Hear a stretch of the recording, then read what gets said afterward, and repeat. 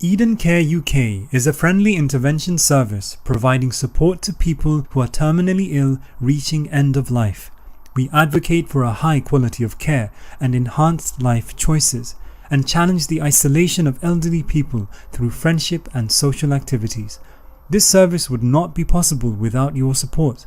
Please donate edencareuk.com or call 07957 199 328.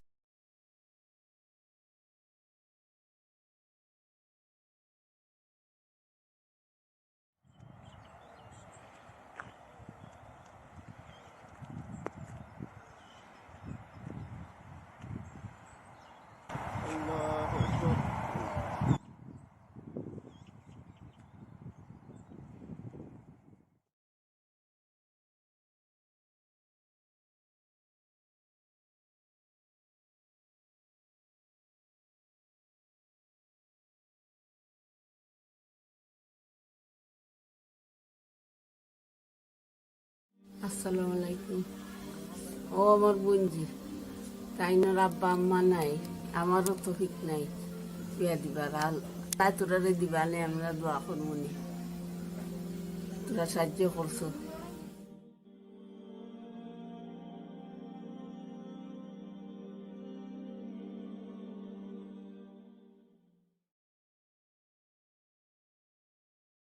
National Muslim Burial Register was established to support Muslims arrange their final rites. This service caters for Muslims who have no one to carry out their Islamic burial rites upon their death, including funeral planning and burial after their demise. Get in touch for a friendly chat and discuss our eligibility criteria. muslimburialfund.co.uk or call 07957 199 328. National Muslim Burial Register is a service offered 10 বছর আর আম্মা 7 বছর মারা তোর মা বাপ কেউ নাই না না তুমি তো বিয়া ঠিক করছনি কোনো ও ঠিক করছি তো অনেক আজারাতা 7 জন লাগি রে বাবা। আমি থাকি আপনার কাছে আত্মাতরাম জানে আমি ফুরি গুতারে একবার দিতাম।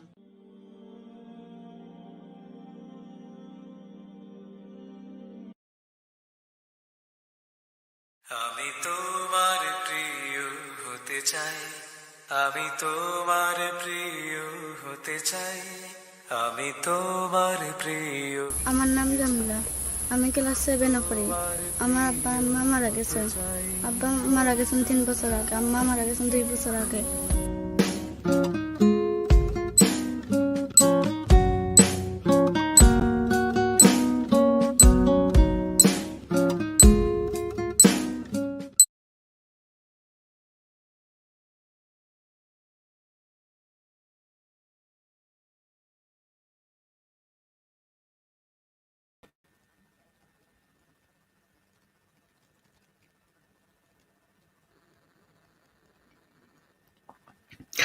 Assalamu alaikum. Welcome to another action-packed midnight Chit Chat Show. Today we'll be talking various topics. This is the 3rd episode. Time has gone so quick. We only got one more left after this. So please join us, leave a comment, but we will prefer for you to give us a call and have a chat with us about various topics that we're going to go through today. So without further ado, I'm going to introduce my co-host, Mr. Shahi Miah. Assalamu alaikum. We've got an action-packed. Assalamu alaikum. Walaikum salam. And Foysal Bhai. Assalamu alaikum. Welcome to another episode of Chit Chat. And we have a new guest today, Bodru Bhai. Assalamu alaikum, brothers. I was just saying that time has gone so quick. This is the 3rd show. We only got one next week, and that's it. So I want the viewers to call us today, and we can discuss various things. They can discuss other topics as well, or leave us a comment, and we shall get back to them during the show. So welcome, brothers. Let's start off with a topic which is currently doing the rounds, which is Tory sleaze. Now, Shahi Bhai, I know you're into a little bit of politics, so I'll let you have a few words before we all jump in and have a little natter. Yeah, I mean, I don't know what to say really. I mean, it's got What to is the essence of this Boris Johnson thing that's going on? Most people might not be aware of it. Yeah, that's what I mean. I don't know where to start because there's a whole series of things that he said, things that he says he hasn't said, and with I think the latest one, maybe you're referring to, is the incident of cash for curtains or cash for cushions, whereby I thought it was golden wallpaper or something. Something like that. So when he moved into 10 Downing Street, which previously, I believe Theresa May, who's married to a billionaire, she was staying there. So apparently it's a skip. It's not good enough for him. Now the country provides, the state provides £30,000 allowance every year for the Prime Minister and his family, or to actually decorate the place or to do the place up. However, £30,000 per year wasn't enough for him. So apparently, and this is still sort of under investigation, he decided to get some financial help. I believe he's paid £150,000 a year plus. That's just the minimum. That's just the basic. Okay. So despite that, he felt that he was not well off enough to do it up himself, plus the 30,000, of course. So now there are allegations that he actually got a Tory donor. I don't know the name. I've forgotten the name. Lord Some American Akuri or something. Akuri. Oh no, that's another one. That's his girlfriend. You're mixing up you're mixing things up. Yeah. So anyway, I don't want to blabber on. Basically, I think it was to do up the flat, he got another 50k or 60,000, which a Tory donor paid, and then now he refuses to admit that he's broken the protocol, because believe it or not, and that's one of the great things about the system here, there are rules and regulations for everything, and it's not right for the leader, the representative of the country, to be seen to be taking favors from people, because it could affect their actions, their judgments regarding certain issues. So, I mean, the way I see it, it's a bit laughable in a way. Who cares about curtains and who cares about cushions? But at the end of the day, on this issue and on all the others where he's sort of done some very I don't know, like dodgy things, it comes down to rule by law, in my opinion. Like, do we want a system and a country where everybody lives by the rules, and the rules are applied equally to everybody, regardless of how high up you are or how sort of a normal person you are? That's my question. What do you think? Okay, let's go to Foysal. What do you think? Come in there before I answer that. This also been linked with the COVID crisis as well, because a lot of these big contracts have been given to friends, so-called friends, because they donate to the Tory party, etc. I know some companies that were given, they don't even specialize in some of the PPP equipment that was the contracts were handed out to. So I think this has also been linked to that as well, saying that it's all favors for friends and etc. I believe, if I'm not mistaken, that allegedly he said that he's given the money back to the person who donated to do up the flat or number 10. But it's just one thing after another with Mr. Johnson. So I'm going to hand over to Brother Foysal, who should know or be in the loop a little bit more with regards to the government. So tell us what's going on, bruv. Can I pay for his toilet? Well, depends how much. And then get £1 billion contract to do some sort of thing that I'll never get around to doing. It depends if you've got his phone number, I suppose. That's the other thing, yes. Well, funnily enough, his phone number's apparently been available on the internet for the last 15 years. You could have Googled it and got his number. Yeah, apparently so. Why is it always I come in late when everybody else knows this? Well, the thing is, like you said, Azafor Bey, it's not just one thing.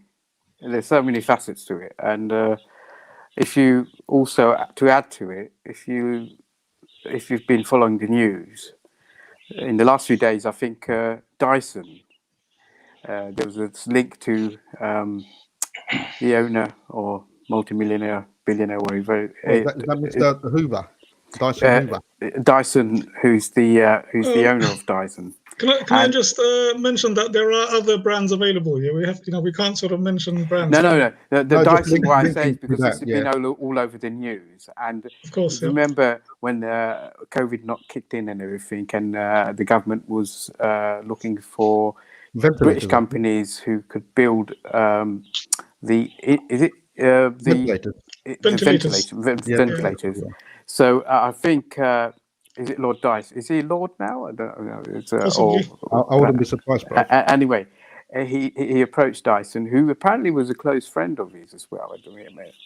So he says, and he basically sanctioned the company to research into and build the ventilators, sort of like in large numbers.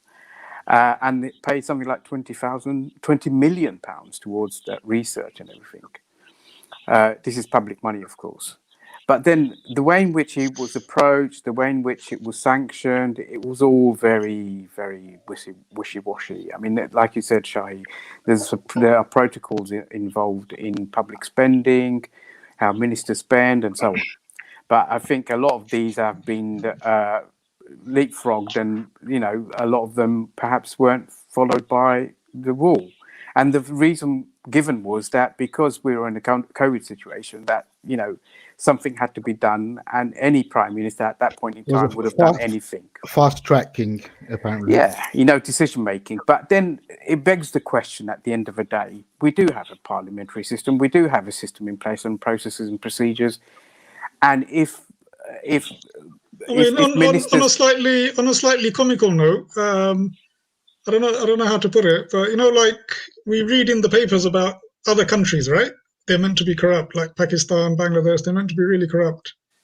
But now I don't know. Like maybe many of us feel like, oh, we're no different. Like it's the same thing, but they, under a different label. It's the same process that's going on.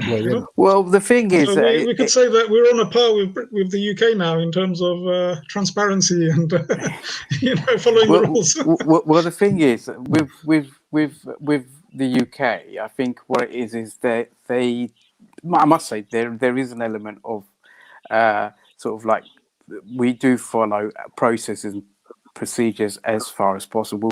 I think the layman probably certainly does. Or tries, majority of the people do.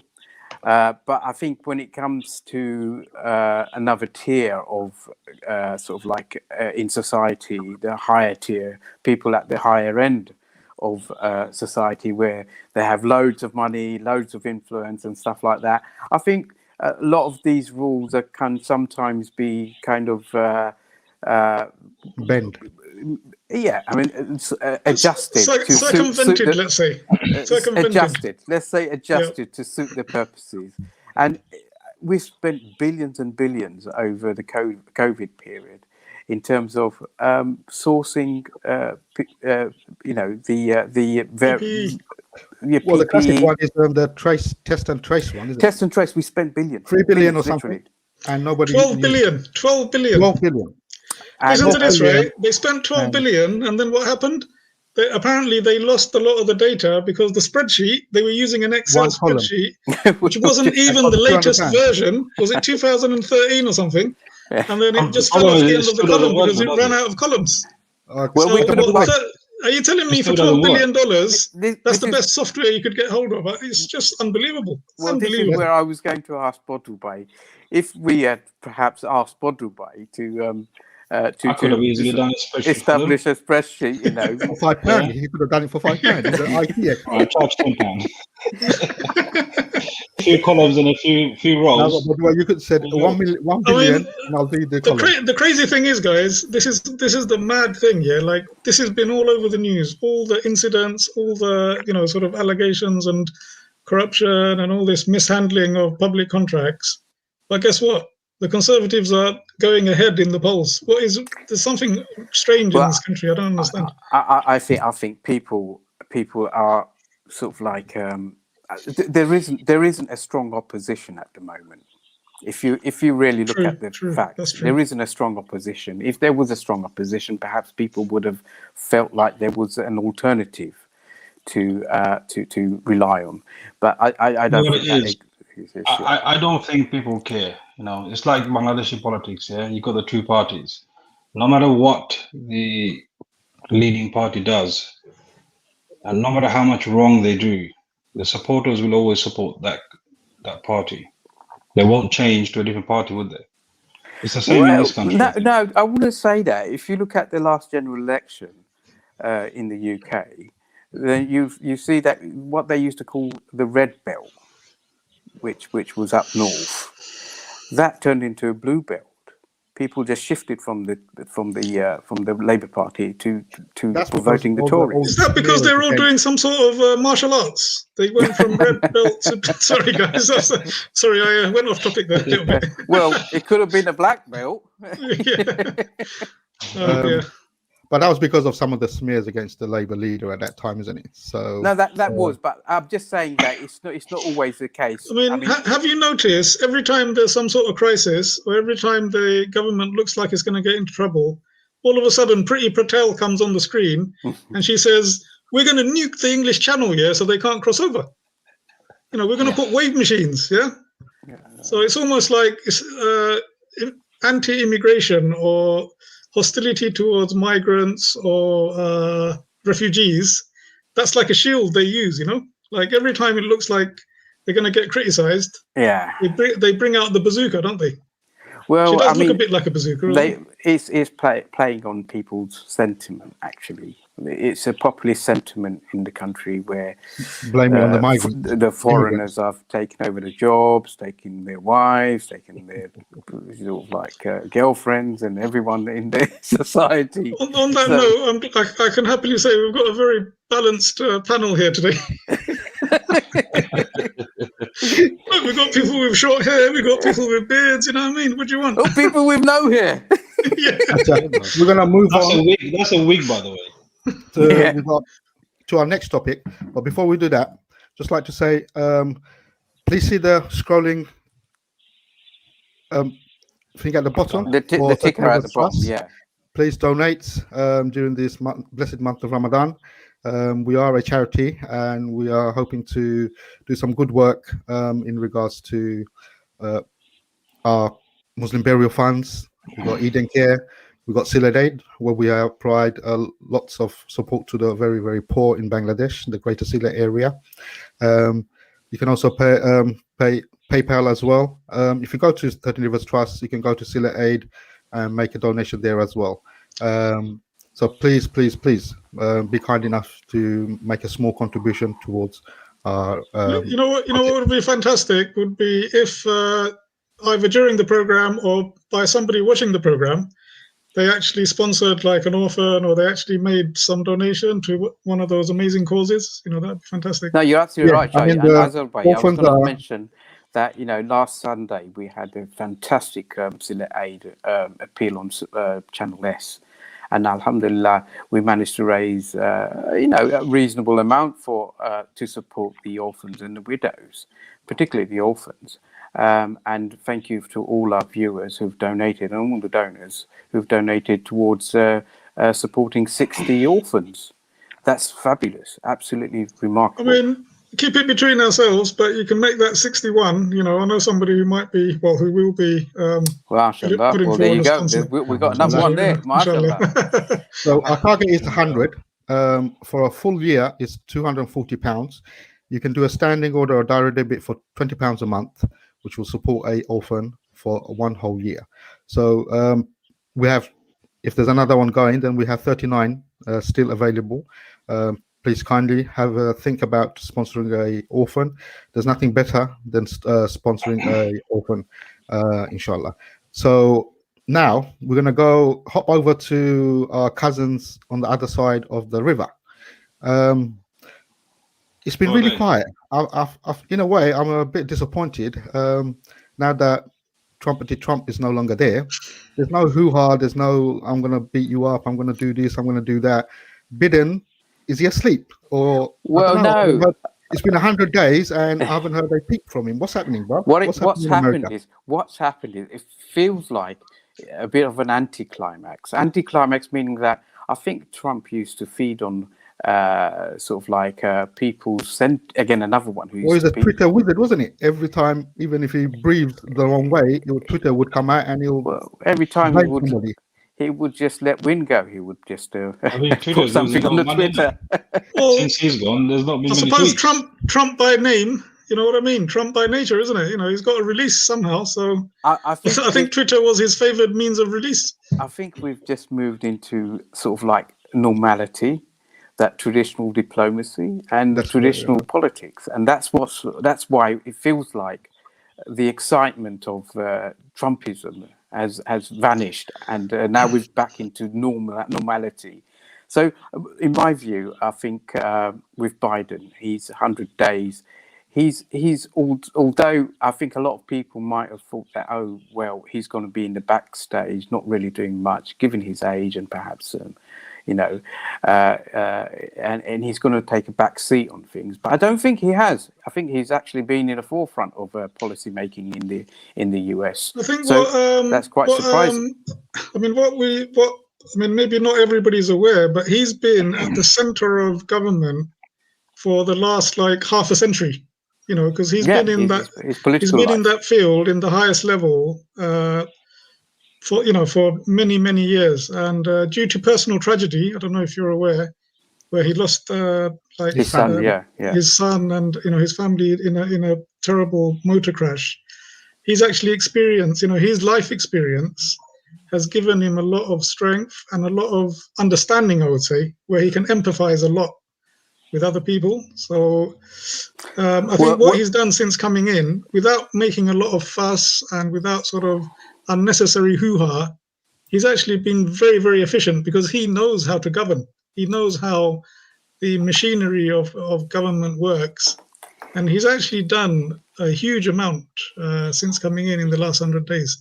The main achievement of which I believe is the huge sort of relief package. I think it's like 3 trillion or something. I don't know the exact figure, but due to that, the economy, the stock markets, and also his focus on the vaccination program over there, phenomenal speed that they've managed to vaccinate. And I think they're on a par with the UK now in terms of how many people have been vaccinated. And that's like really sort of stabilized and given hope to a lot of people in the States. Well, not forgetting the climate, sort of like on the climate change front as well. I think he's now re-established US as a leading country in terms of tackling climate change and so on. And the previous administration denied there was such well, they pulled out of the Paris. I think it was the Paris Accord. They pulled out of it, didn't they? The Trump administration. I think also the WHO, the World Health Organization, they've also reintegrated into that as well. So a lot of the sort of normal things that the United States should do, take a leading role in the world and do their bit to help other smaller nations and the world sort of cooperation, if you like, collaboration process. I think what he's actually gone back into that. They've basically, Biden has brought into fold America back into the traditional kind of international politics and diplomacy, and even the way in which perhaps the country should be conducting itself with other partners, other like-minded people, like-minded countries, and so on. Whereas with Trump, we saw just, I don't know, it was just bizarre. The whole term that Trump was in there, I think it created chaos, instability, and the people just didn't know where how to conduct that kind of diplomacy. Well, it seemed like he had way more respect for people like Putin, President Putin, and what's it called, the North Vietnam. I've forgotten his name, but the leader of North Vietnam. Yeah. He seemed to have a lot more admiration for them than Korea. He did for sort of democratic countries in the West like Germany or France or even the UK. He put them sort of on the bottom, and he respected Putin and North Korea more. Well, I just hope that Biden. North Vietnam, isn't it? Or Vietnam. North Korea. North Korea, North right? Korea. Yeah.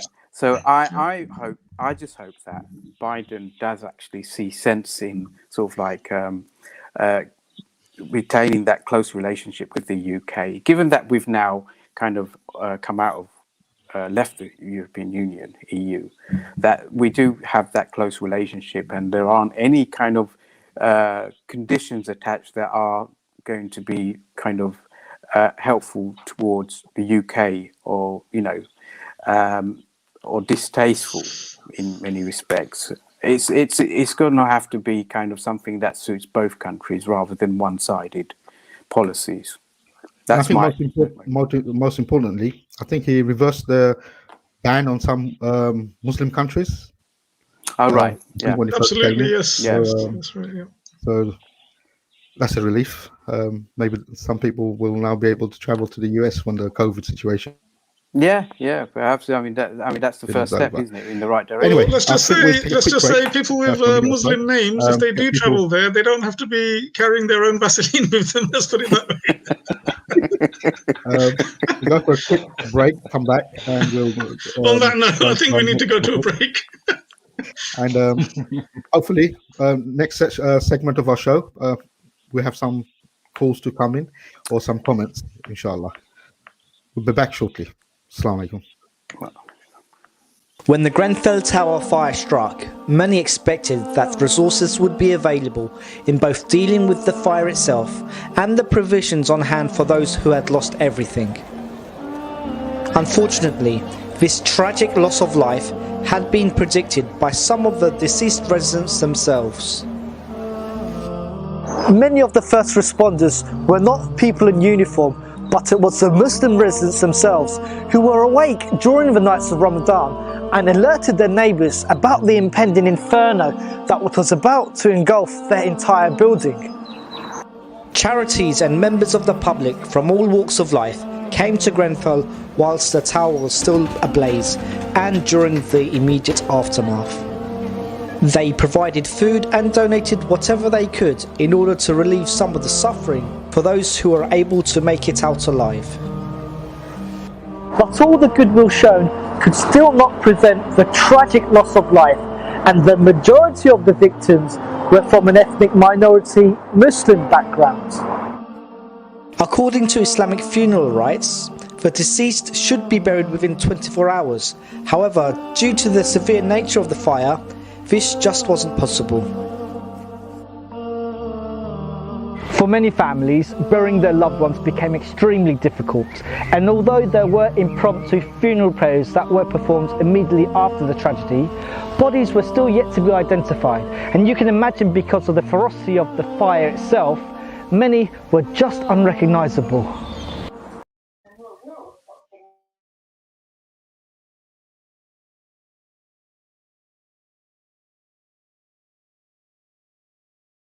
Eden Care UK is a friendly intervention service providing support to people who are terminally ill reaching end of life. We advocate for a high quality of care and enhanced life choices, and challenge the isolation of elderly people through friendship and social activities. This service would not be possible without your support. Please donate edencareuk.com or call 07957 199 328. 480,000 cremations take place every year in the UK. Some of these cremations sadly include Muslims.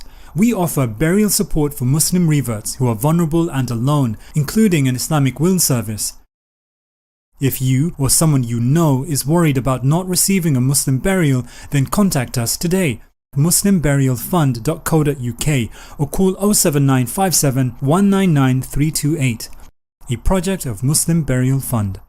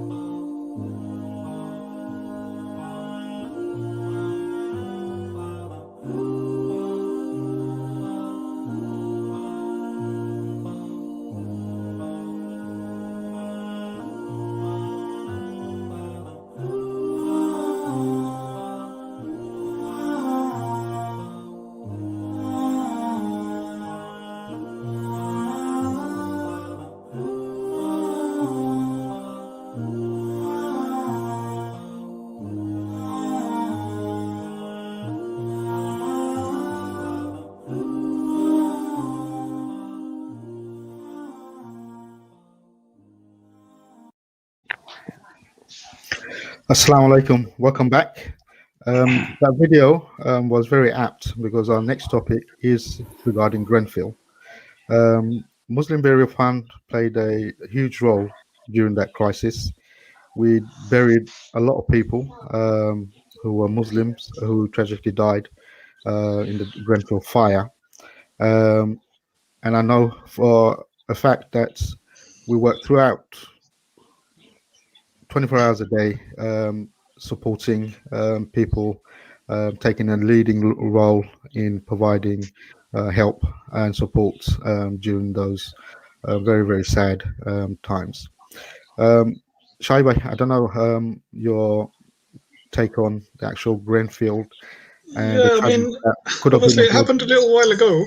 However, the repercussions of it are still ongoing. So, in terms of, I mean, why I thought of putting it on was because I saw this article where a person who lives in one of these high-rise buildings, they've been given a bill of like 30 or 40,000 pounds, because in order for the work to be carried out, the owner of the building is charging all the leaseholders.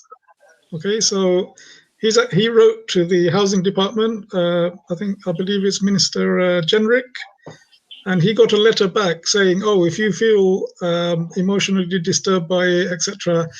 I don't know. I can't remember the exact words, but in a nutshell, they basically said, "Oh, call the Samaritans if if you're feeling traumatized by this." Just think about that for a moment. Well, this is something that it was nothing to do with them when they bought their lease. They were sold it in good faith that it's a sound building, properly constructed, following all the safety regulations.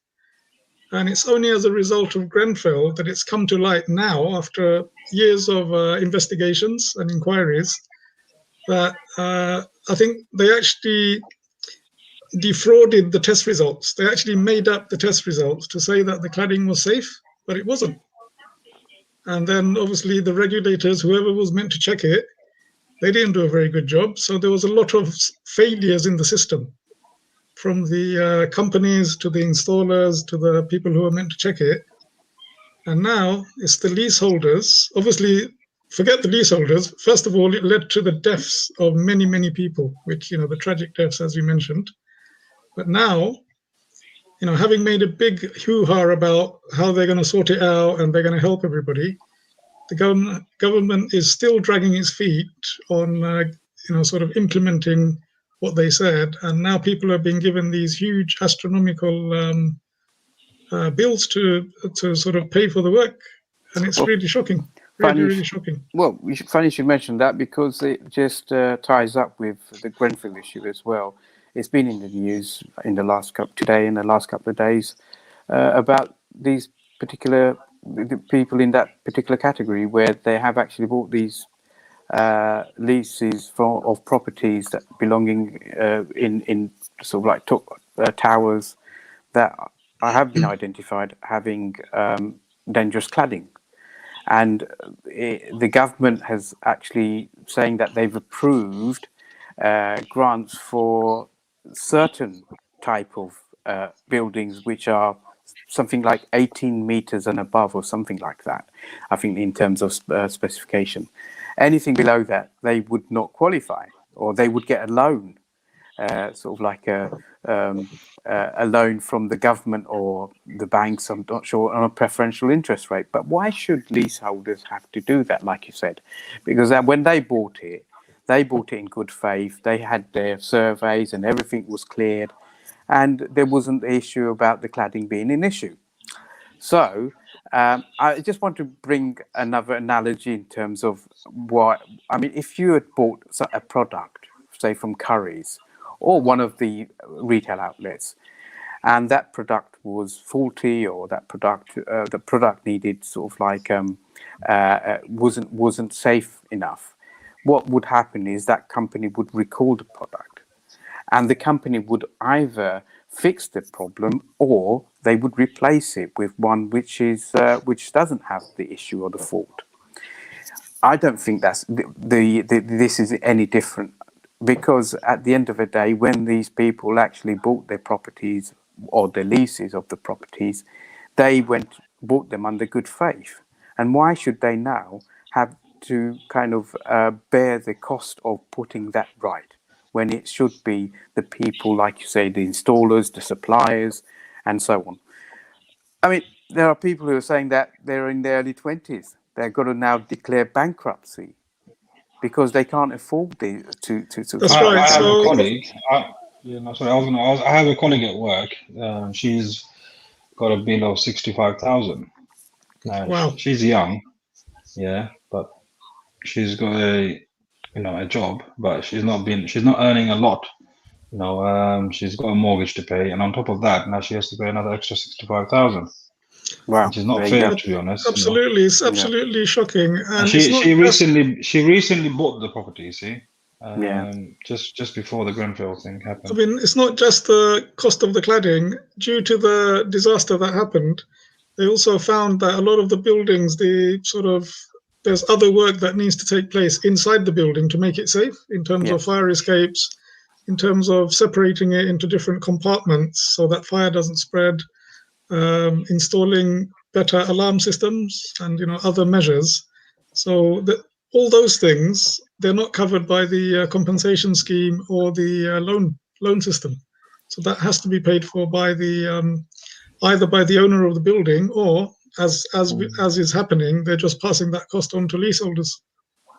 You see, I think what it is it's going to cost so much. The cost of rectifying the issues and the problems that, what you said, Shahi, is going to go into billions and billions. So the government, to be honest, I don't think the government has that kind of resources. So what they're trying to do is work around how best to kind of apportion it to the interested parties.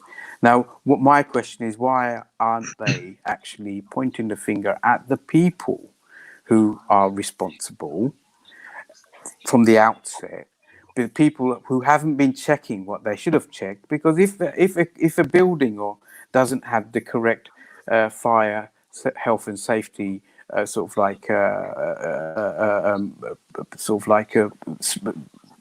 structure in place, and they haven't been checked, then why should that be the fault of the people who are living there? They're not experts.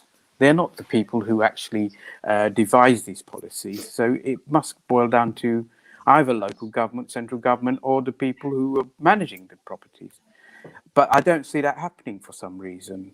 And I think you touched on, I think the video earlier touched on one of those issues where in the Grenfell Tower itself, the residents committee, the committee, a lot of them were actually concerned about the fire risks and the lack of safety, and they kept bringing that to the attention of the the management of the building, or the council, or whoever was responsible for managing the actual block. And several times they did this over the years, and each and every time they just got batted away. And we saw that in the inquiry, when they're examining the witnesses at the inquiry. So, I mean, there are all these big questions, and I don't know. I personally don't know how it will all pan out, but it's not looking very promising at the moment. I mean, referring back to one of our earlier questions about Tory sleaze, I mean, this could apply to any political party. I'm not just pointing to Tories. It could apply to any. But a lot of the big the developers, obviously, they're huge businesses. The big developers, their budgets are in billions. But I believe, and I could be wrong, but I believe they do. Donate to the Conservative Party. I do believe, if you look into it, I'm sure I won't be proven wrong. So obviously, as we've seen with other issues, they tend to try and look after their donors and sponsors. But like you said, I think it would probably apply to all political parties. They would have their own interested groups who would be kind of sponsoring or donating, just to raise their own kind of concerns or issues in the parliamentary system. So that's happened whichever party is in power. So I think in Pakistan or Bangladesh or Nigeria they call it corruption. But in the UK they call it lobbying, right? Well, we do promote the international rule of law. That's right. UK has nothing to do with those countries that you mentioned. We have proper systems in place. That's right. Yeah. Anyway, just a couple of comments that we have received. Abjal Bhai gives his salam, and we also got Mo Sheikh. He said, "Keep up the good work, guys. We would rather you called us, bruv, so we can I'll call him, bro. have a little chat with Badru Bhai, innit? Live on air. Yeah. Yes. So please do. You still got 20 minutes. Give us a tingle. And it's not too late to sponsor the show, brother Mo Sheikh. So I know you're a keen photographer. If anyone calls in, where's that brother from Dubai who's on our first episode?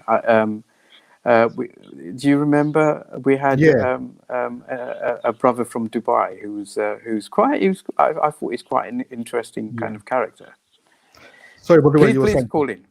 Sorry, but I was going to say, if anyone calls in, and I've got a little gift for them, inshallah.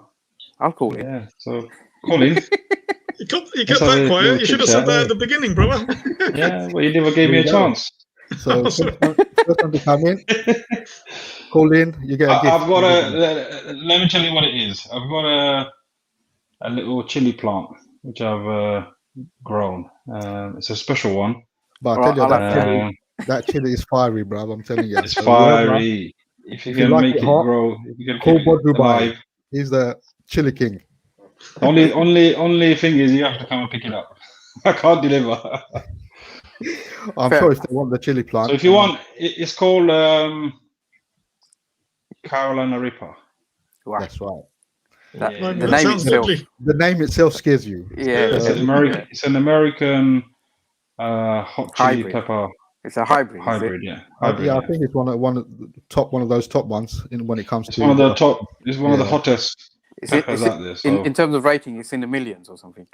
Yeah, it's in the high millions. So. Whatever it is, it's hot. So give us a call and you'll get one of these chili plants from Badru Bhai. Thank you, Badru Bhai, for that generous offer. Talking of chilies, bring us nicely to our next topic, which is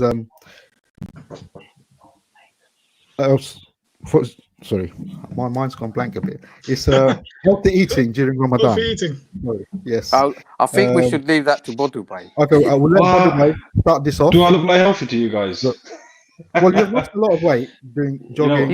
That was before Ramadan. You know what? But since Ramadan, because of fasting, I've not actually been doing any kind of exercise. What I'm saying is, you've cut down on some of the food or bad food that you were eating prior to that. Yeah. I mean, the usual stuff. Give our viewers some tips on how to keep healthy during this. I think 12 days, 11 days. I think the idea is to stay away from fried food. The one thing I've invested, which I'm really happy with, is a Philips air fryer. Now, with that, you can cook anything, things like chips, even chicken, grilled chicken, even fish. You can cook all of that inside that without any oil. So the fact that you could have chips without fried oil, it makes it slightly healthier than the usual chicken and chips that without having it deep fried into oil. Yeah, deep fried. Yeah, that's right. Yeah. No, I've even tried. I've actually even tried samosas and all that, and it works. And it works. It comes out really nice. Crunchy. I mean, how does it taste? I mean, it tastes the same. Yeah. It just tastes less oily. That's all it is. What I've found is if you cook it in the oven as compared to putting it in the fryer like a normal fryer, it doesn't taste as good. But you're saying the air fryer tastes just as good.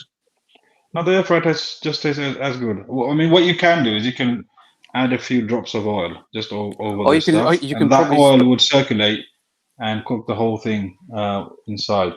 Because what happens is it just circulates the hot air inside the air fryer, and it cooks it evenly on every side. So it's really good. And the other thing, obviously, during Ramadan, stay away from fizzy drinks. That's one of the bad things, to have fizzy drinks.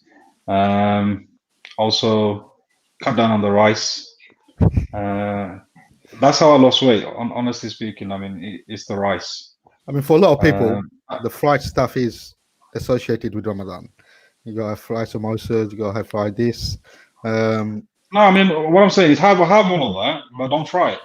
Put it in the air fryer, and trust me, it tastes exactly. Are you getting a commission from Philips by any chance? And in terms of, I mean, there's so many brands out there, but the one I bought was a Philips one, and it just looks nice. That's all it is. They all do the same job, so you could buy one for about 40 quid in probably Lidl's or Aldi. You might as well send the link to us, bro. Can you give some tips, by the way, on having sehri or suhoor? A lot of people may have curry and rice, which is. I mean, I've been having curry and rice, to be honest. I've even right at the beginning, just to keep with the tradition, I've had the mango and the cream. That's what I was going to say. It's got to be done, otherwise it doesn't feel like you're, having suhoor. But so that would defy the whole purpose, isn't it? Because that's a calorie. No, but I think it's double cream or extra thick cream. Nah, go for the single cream, obviously. So half the burden of that, but the fat content, yeah. But I think it's about having smaller portions. Have fruits, have dates, have a yogurt.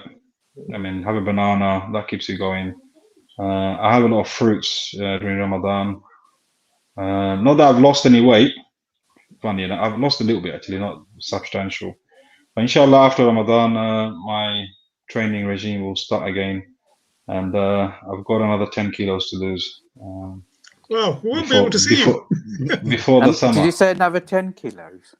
10 kilos, yeah. That's my. Okay. I've lost 15, so I've got another 10 to go. With myself, I've mixed and matched. Some days I've had the odd curry. Some days I've had shredded wheats and porridges and stuff like that. And like what I said, this is the first time since I started fasting. I've had a banana as well, or half a banana, which I was told that keeps you going, gives you energy throughout the day. Have you found it? I'm not a fruit person, as most of you brothers know. So it's been all right. I mean, yes, I get the odd hunger pains during the day, but after it goes away, then alhamdulillah, it's all right. But one other thing you could have is to keep you hydrated. I don't know if any people have heard of fizz. The fizz tablets. Yeah, I heard about it. You told us about it. Yeah, you put the tablet inside the water, let it fizz away, and it becomes like an orange. I mean, you can get different flavors. I got the orange flavor. It tastes like Mirinda. You know what? Funnily enough, the traditional stuff I found is quite comforting. Like the kisuri and the sana. It can get it can get a little bit monotonous. So obviously you vary it, but that's iftar time, isn't it? Yeah, iftar time. But are we talking about iftar and sehri as well, or both? Both, but I mean that's with that kisuri, then it doesn't feel like you're breaking fast, isn't it? So also it kind of reminds me of like the Ramadan packs we gave out as well, because like we incorporated all that into it. So I feel a kind of kinship with folks back home as well. They're having their sana, their kisuri. Some affiliation on there, yeah. Yeah, and in the mornings, I remember in the old days, like years back, where like I think my parents used to have spicy food in the morning, like sometimes with rice and curry and so on. But I can't take it. I've been having cereal lately. I can only have cereal in the morning now. I don't know. Is that I don't know about you guys, but like you said, if you stick a banana in there or half a banana, just chop it up, and if you have like half a glass of milk extra afterwards in the morning, that keeps you hydrated as well. That helps. Yeah, I mean, myself, I haven't noticed anything different. If I have rice and curry, or if I have a bowl of porridge or shredded wheats or something like that, to me, it just feels the same. I think the other one good thing is having a watermelon. That's quite good. Yeah, apparently that must be good as well. Yeah. I think what you should try and do is just. I was going to say, I know you've lost a lot of weight. I hardly recognize you if you go past me now. Really? So who goes there? Foysal, I know you don't normally have curries and all that during suhoor. Yeah. So what I found works for me, that is obviously it's personal preference as well. I have porridge and mixed with sort of like berries and fruit, perhaps with sliced bananas as well. And with porridge, I find that it's something that your body kind of slowly burns, and plus with the fruit and everything, you're taking in the vitamins and minerals that you need during the day you would normally consume. But it does help, and it's good on the old stomach as well. At the same time, I think one thing that has helped me a lot is looking at the portion of food that you consume. I think you can easily kind of be attracted or tempted to overeat during iftar, or even during sehris, thinking that, oh, I've got to last for the next whole day without eating and so on. So, excuse me, what people can easily be tempted to over consume what's really necessary. And I found that just limiting the consumption or portion of food really, really does actually help a lot. And that's helped me personally. So, but whichever way it is, I think if you're going to make any drastic changes, what I would advise is that you kind of consult a doctor or someone in the medical profession to make sure that you know, a lot of people. I thought you were going to say consult a witch doctor there. Or that. Or well, this is a Chit Chat Show, not the Gin Show. Or if you wish, you can do that. But spiritual advisor.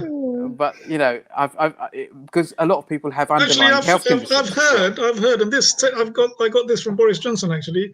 Apparently, you can get IT training. You can stop there.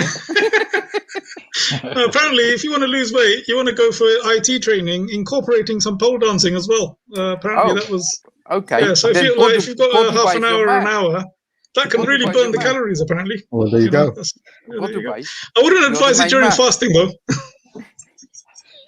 Anyway, we're nearly coming to end of our show. Nobody has called in, so Dubai, your present is safe.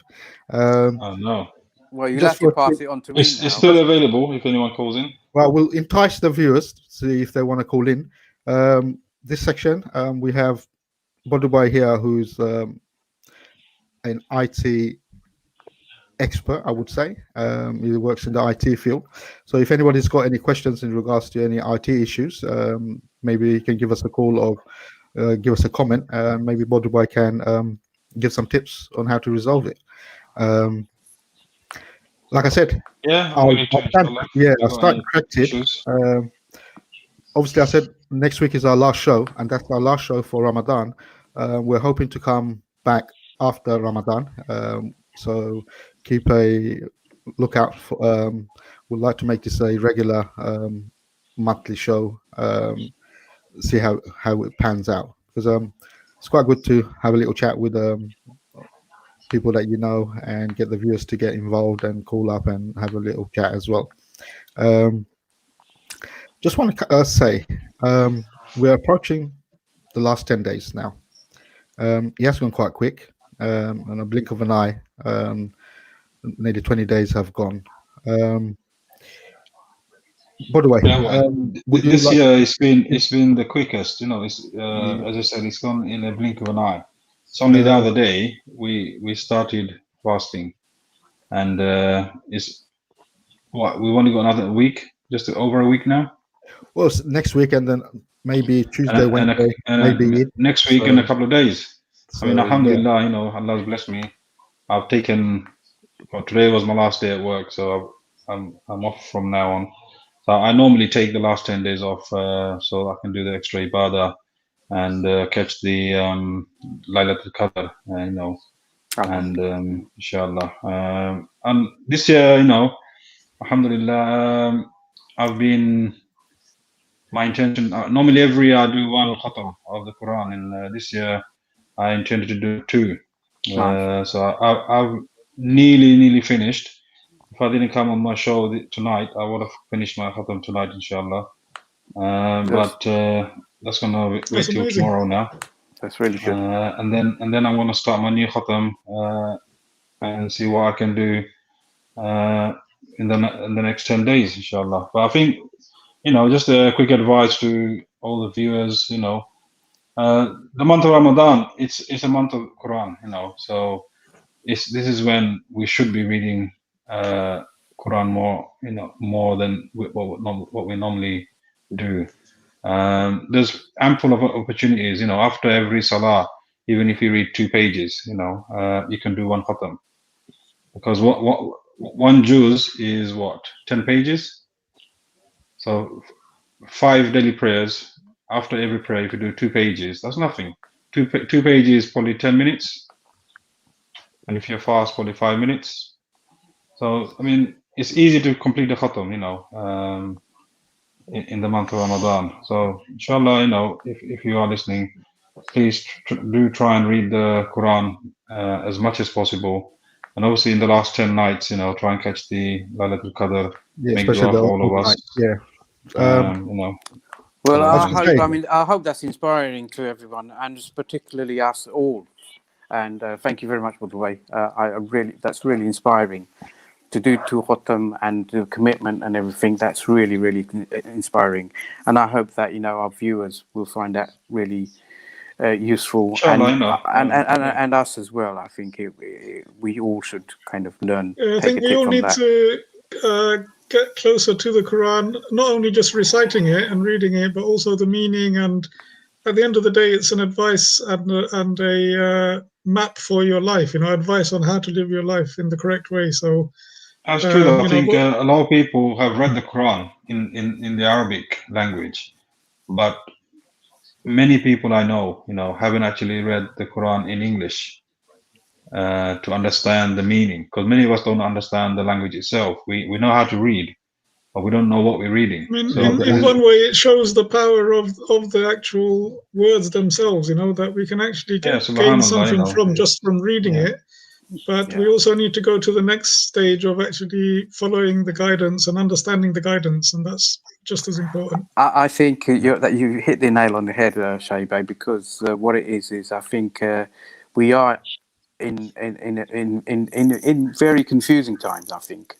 And for us, I don't think it's just good enough just reading. I think we need to understand what the message is, what the guidance is, to make sure that we do kind of try and follow as best to our ability the right course in life. And like you said, it's not something that an average person can just understand. It's just you're just scratching the surface. It's like the iceberg. You're only seeing what's on the top. Yeah. And it's only by a process of trying to understand it, and through discussion and reading. I think it's all in the intention as well. When you read the Quran and when you try and understand the Quran, it's about seeking Allah's help as well, and asking Allah to make it easy for you to understand and to guide you. By doing so, He makes it easy for you, inshallah. Allah says in the Quran, He's made the Quran easy for you. Yeah. For you to memorize as well. So yeah, I mean, there's many programs, that take place throughout the year. Sometimes we find it. I mean, myself, I find it hard to pick up a book and read. I mean, before, when I was young, I couldn't I couldn't go to sleep without reading a book. That's how it was. But nowadays, because of life changes, family and work commitment and all that, you hardly get time to read a book. But there are loads of tafsir classes going on, where you can join in via social media, so you don't really have to go anywhere. You can just sit in the comfort of your home, on your mobile phone, just and go through with the sheikhs, when they go through the tafsir, the translation of the Quran, and they explain to you by verse. So yeah, inshallah, everyone takes the opportunity to try and understand of the last 10 days. That's right. Inshallah. I know, just quickly touching on, there was a special guest at the ELM today. I missed it. Normally I would have loved to have gone. I missed it. Who was that? Last time I went, the queue was way past Umballa. So, and that was 45 minutes before the actual Esha that was the first day. night, yeah. So it's not Muslim Bank, is it? By the time I get to the front, I'll be Abu Bakr Shatri came today. So, that's somebody that I really like his recitation. One of my favorite reciters. I really wanted to go. Is he the Imam of Medina? Or Mecca? No, he's a reciter. He's one of those. He does recitation and all that, recordings and stuff like that. All right, okay. But alhamdulillah, the way he recites. His recitation is very. But he also does lots of other reciters as well, like I've heard it, and he's got a very beautiful voice. Yes, alhamdulillah, he's one of those that can mimic other reciters as well. Okay. Well, we've come to the end of the show. Nobody has actually called in, but never mind. So, by the way, that chili plant, you don't want to go to waste. So I'll take it off. I'll take it off you. What? Did you call in? So, is this lobbying going on live on air? We've got some lobbying going on here. Since no one called in, you can have it. Ah, there you go. But you have to come. You have to come and collect it. I'd like to lodge an appeal. Inshallah. Thank you very much. So I'd like to say thanks to our guests. Thank you for my co-host Shahi and Foysal, and inshallah we shall see you next week for. I don't know what we shall do. Shall we have a mix of all the topics that we had? Maybe people want to talk about some of the topics. We can have an open forum discussion on. Let's see what comes up. I think that's the best thing. I have an open forum. I'd like to give the viewers the opportunity to come and see what they want to discuss. I'm hoping to discuss, Boris Johnson's resignation, but I don't think that's going to happen. If you're into cryptocurrency, you want to have a quick word, please give us a call. If you're into any other topics that we discussed, just give us a call next week, inshallah, and we'll have a little chat. Well, it'd be brilliant if people who maybe see this on recording afterwards, the show, they could suggest topics on the comments. That'd be brilliant. That'd be brilliant. We'll discuss them. I mean, I'm no expert, but I can talk until the cows come home, so that's not a problem. And I'm sure my other co-hosts are the same. So, did I hear a moo? That looks like my cow has come home, so I have to shut up and say goodbye. So thank you very much, everyone, for your valuable time. Inshallah, I shall see you next week. Assalamu alaikum. It's been a pleasure as always. Assalamu alaikum. Assalamu alaikum.